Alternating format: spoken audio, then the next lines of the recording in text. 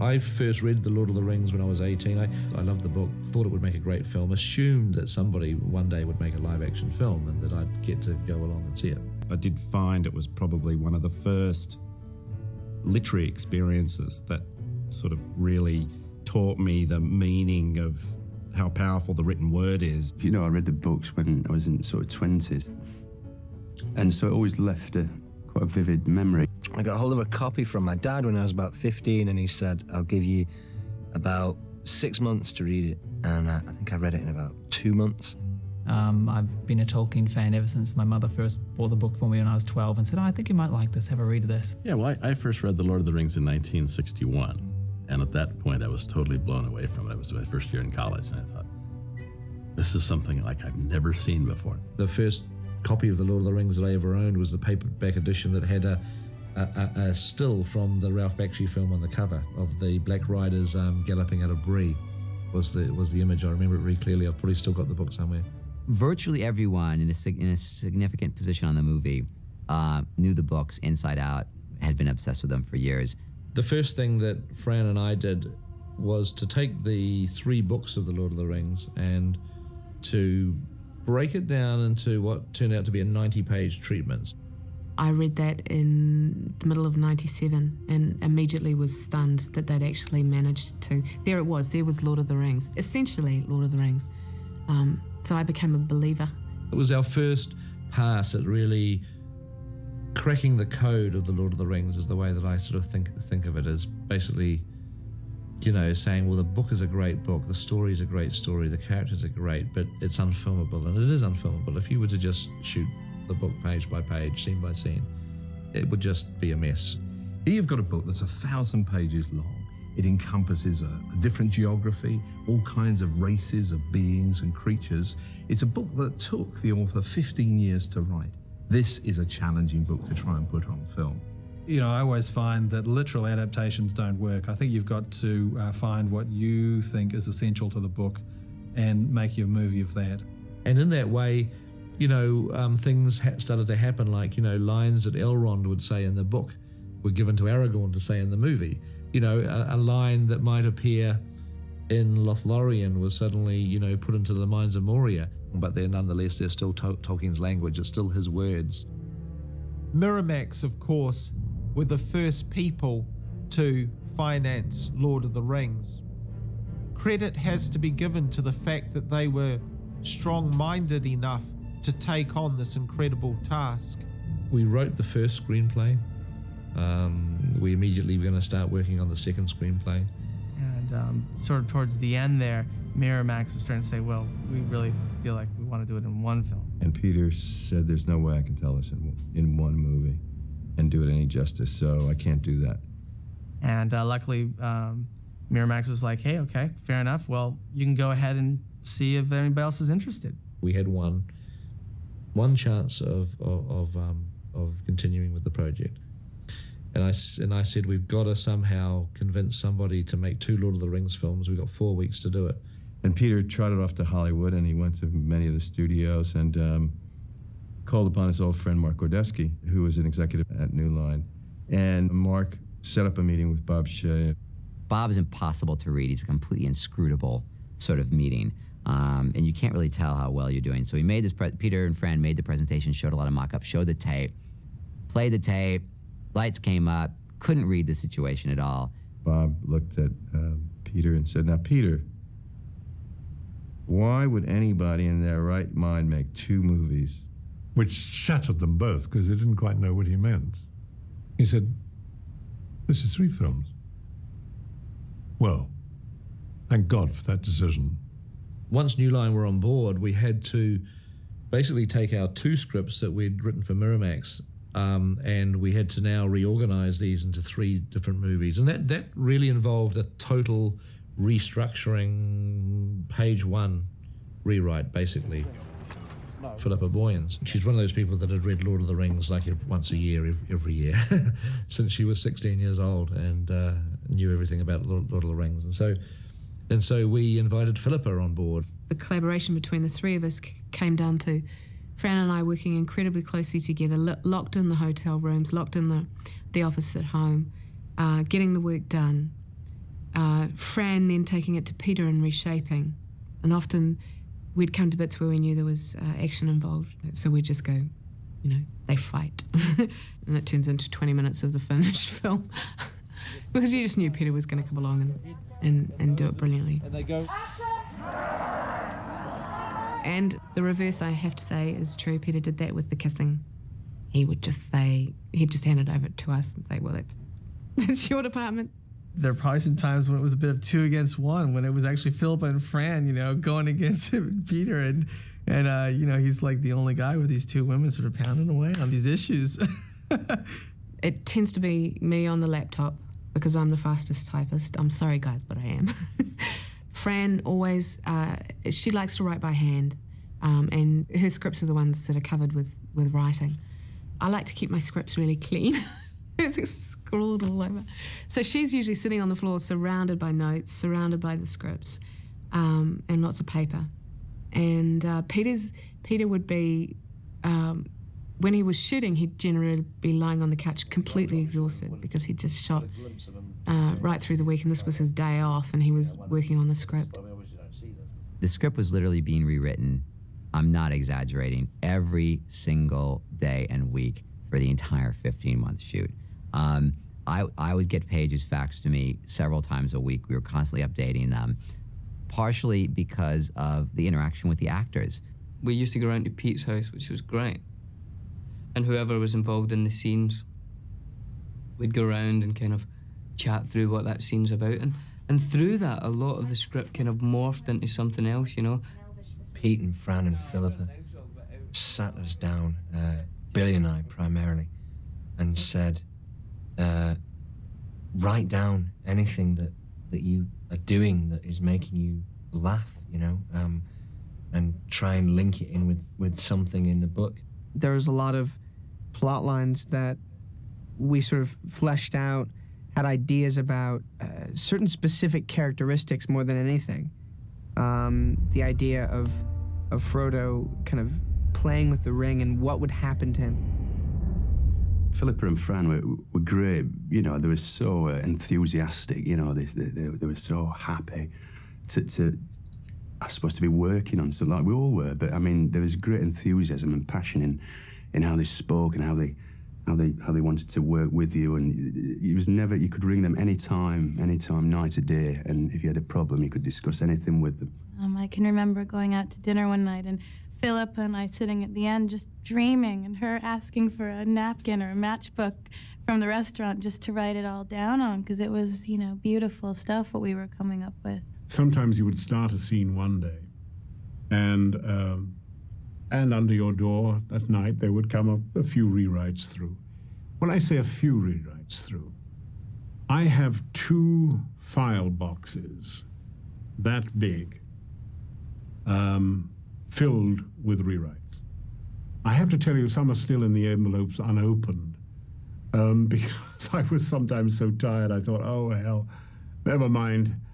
The actors who were now starting to own their characters were, firing ideas to us, which, some of them are good and some of them aren't, but you certainly gratefully accept the good ideas, and this, Fran described it as furiously laying the tracks in front of the train. It was as it was rumbling up behind you. There was no stopping the train, and the tracks just had to go down. It made for a degree of sort of controlled chaos. The artistic result was terrific.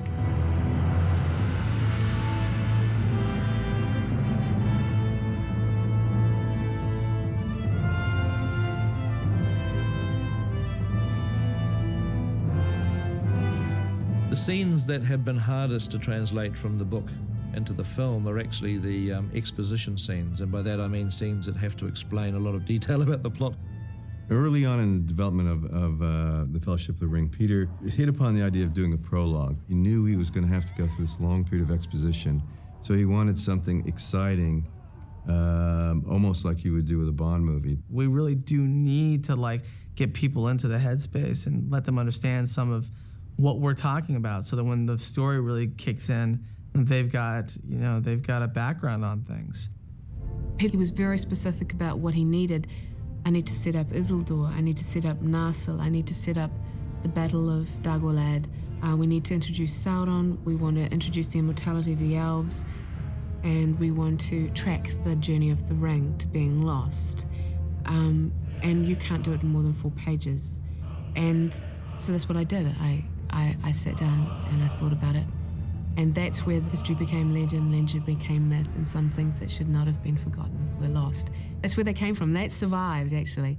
They rang me back and they were great. They just said, "We can't believe you just did that." There are lots of things in these films which are not in the books. And I think in most cases they're improvements. Because they are scenes that do have to be seen. And they add a lot to it. Other people are going to complain about the absence of Tom Bombadil. Sad, yes, but I mean, this could go on and on and on and on and on. And the plot of The Lord of the Rings, in our movie, in its most simple form, is Frodo carrying the ring. Eventually has to go to Mordor and destroy the ring. So, you know, what does Old Man Willow contribute to the story of Frodo carrying the ring? What does Tom Bombadil ultimately really have to do with the ring? I know there's ring stuff in the Bombadil episode, but it's not really advancing our story and not really telling us things that we need to know. And if you look at the edit, we don't know that they didn't go into the Old Forest. We don't know that they didn't meet Tom. Conceptually, we just don't mention it. It's just left untold, is what how I like to conceive it. One of the hardest characters to come to grips with initially was the character of Arwen. She has a very small part to play in the books if you simply look at the number of pages that Arwen is in. And in order to make her a character with some weight, we have had to create more material for Arwen. We went to the appendix and wanted to draw on the appendix and the story between Aragorn and Arwen and her choices. There's a snippet from the Lay of Luthien, the song about Beren, the mortal man, and Luthien, the elf maiden, which was a story that is mirrored in the relationship between Aragorn, mortal man, and Arwen, immortal elf maiden.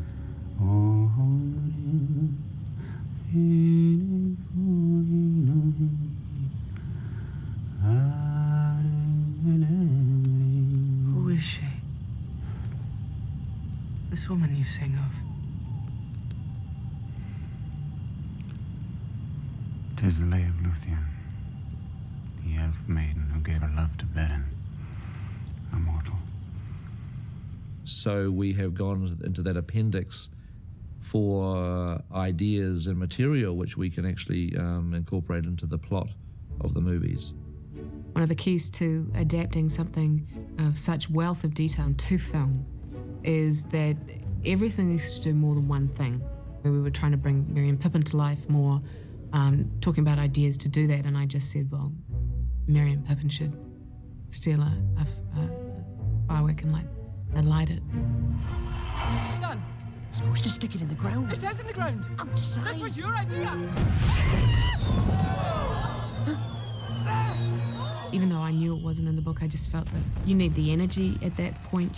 Because this is a party. You want to see some lightness and fun at the front of this movie because it gets very dark. And you're looking for something unexpected. You're introducing 2 main characters. You're saying something about them. You're also referencing an event that actually does take place in the book, which is that Gandalf has a firework, which becomes Smaug, the dragon. So, you want everything that you do to hopefully do 3 or 4 things in terms of turning that piece of prose into a filmic moment. One of the primary things it needs to do is reveal character. We tried to do this with Gandalf. Gandalf tells an awful lot of exposition in Bag End, but we also wanted it to reveal something of Gandalf's character, so that it's not just telling the audience the plot, it's also telling the audience that Gandalf may have made a mistake, that this is weighing heavily on him. A sense of foreboding starts creeping into the film. It's some form of Elvish. I can't read it. There are few who can. The language is that of Mordor, which I will not utter here. You can waste a lot of time, and we did, We did do this. We wasted a lot of time trying to bring so much of the world to life, trying to explain some of the cultures, such as dwarves. And what we discovered is if you want to explain to an audience about the culture of dwarves, you cast John Rhys Davies as the dwarf, and he'll tell you, he'll show you, he'll bring that culture to life for you. We could pass through the mines of Moria. My cousin Balin would give us a royal welcome. Scenes like the Council of Elrond at Rivendell have been fiendishly difficult to turn into cinema because it is a group of people sitting around talking about the plot. I looked at the script page and I knew that if we shot it as it was written, it would be 30, 40 minutes long. And it's just like, couldn't do it. I think we approached Rivendell from every different direction you could possibly do. It got to the stage where it was like, don't make me go back there. I can't go back to Rivendell, please. It's a scene that needs to get the Fellowship together. To establish the ring needs to be destroyed and to establish the danger of this ring, as well as allow for that moment when Frodo decides to take the ring. I will take it. I will take it.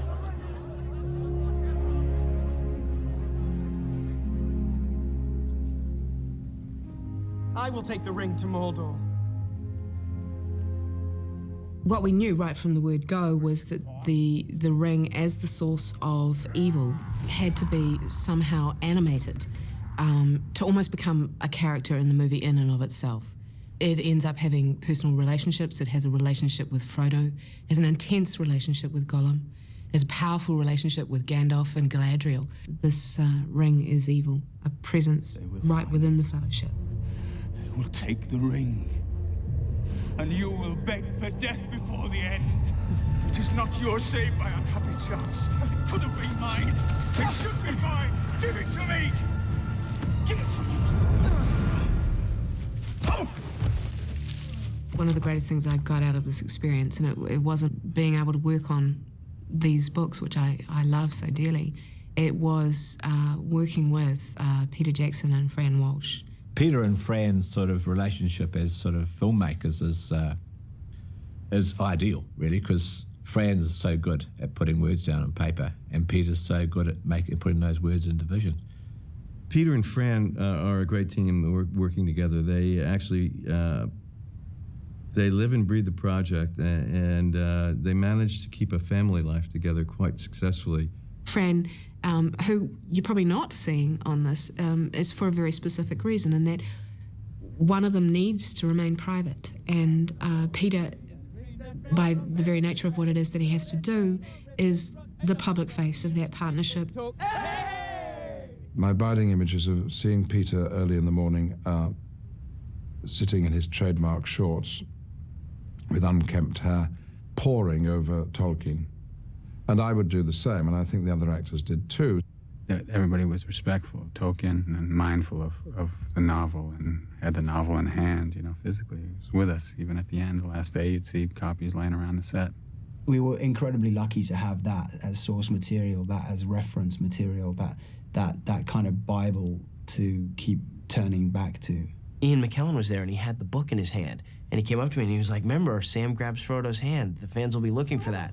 And I was like, right. Oh, great. Thank you, Ian. Sam must hardly lift your side. We were that worried about you, weren't we, Mr. Gandalf? The interesting phenomena with our script writing is every draft that we wrote, it became closer and closer to what was in the book. It became nearer to Tolkien. They tried a lot of different things, and sometimes they were thought of going in a different direction from the book, and every time they tried to do that, gradually they'd find that actually Tolkien knew what he was doing with the story, and they would start going back to where he had started. I mean, there are things that sort of happened that I don't think were even within Peter's control that ended up changing the film and making it more like the book. It's almost like it was meant to be. And so, whilst we're changing plot things, we're changing some events, we're changing characters, we're losing characters, while we're doing all the normal stuff that you have to do to adapt a book, we did want to be as accurate as possible into putting his thematic material into the film.